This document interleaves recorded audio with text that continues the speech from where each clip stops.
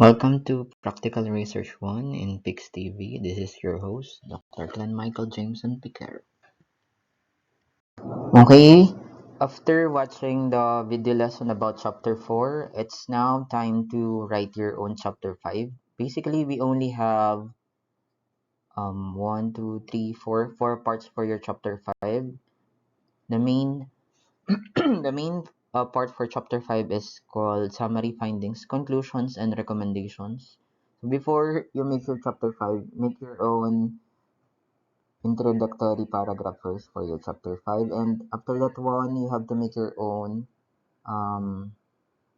summary. The summary contains all of the contents of your chapter 1, 2, and 3. So it's just a summary of what you did. The example, you can refer to our formatting in my dissertation for your reference. The first part of your chapter 5 is called the summary.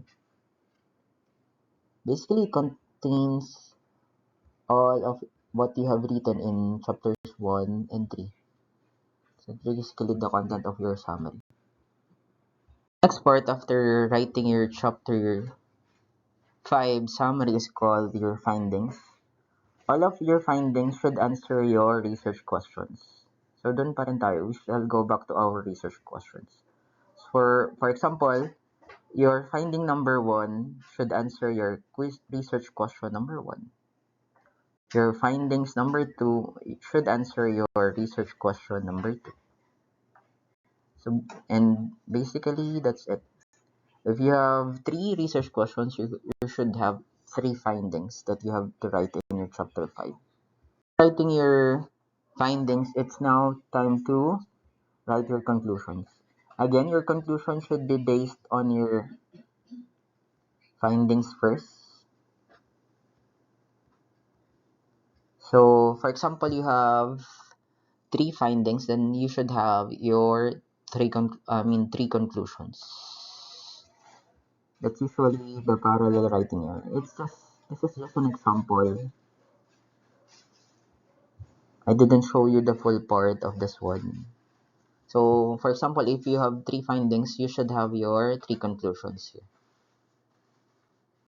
That's how you write your conclusions. It should be based on your findings. So for your recommendations, remember, you have written in chapter 1 the significance of the study. So if your significance of the study covers first the students, first you have to recommend for the students.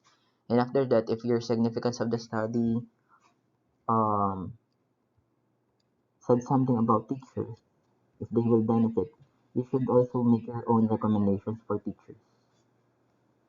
And for example, if your recommendations or significance of the study contains the principals, they fall under administrators. So you can make your own suggestions or recommendations for administrators. And lastly, if you make your own significance of the study for future researchers, you can have your own recommendations for those future researchers or those incoming grade 11 students that will make a similar study related to your research.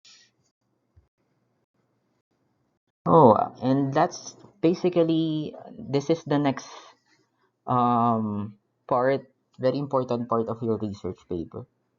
After writing chapters 1 to 5, and also after confirming it with your teacher or research advisor, it's now high time to write your abstract. Mainly, your abstract is just the full summary or a short summary of your research. It doesn't have to be fully detailed. It just contains the title, the authors. If you're a group, since you are all in groups, you should have your names, full names here. And your research advisor should be me. So that I'll be your advisor. I'm your advisor in research.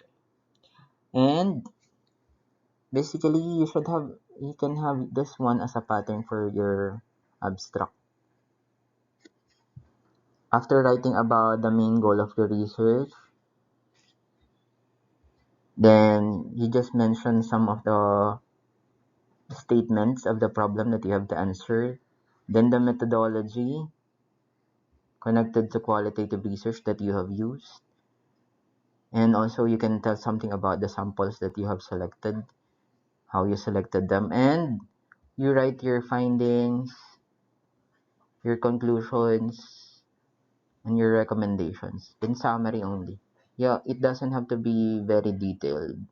And lastly, for the last part of your abstract, you can have 4 to 5 keywords here.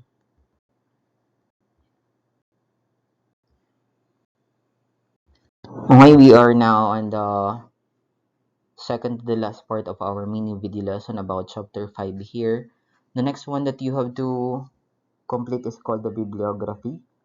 All of the references that you have used, especially in your chapter 2, should be contained here.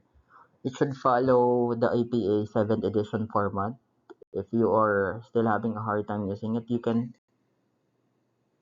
try to browse it, the APA 7th edition, and you can raise your questions in my YouTube channel or YouTube section here. The last part of this mini video lesson is about making your appendices. Your appendices should contain the permission for you to conduct your research. That should be Appendix A. I will give it to you, signed by the principal and our OIC in senior high school. Then B can contain your interview guide. Then C is your initial coding or your open codes, what you did for the raw data for your chapter 4. You can put it in the appendices. And basically, after that, you just have to complete the table of contents. And that's the whole paper. You have to combine what you did in chapter 1, 2, 3, 4, and 5, and then make your preliminaries, the title, the cover, and the table of contents, and the bibliography and appendices. You just combine them all. That's the complete paper.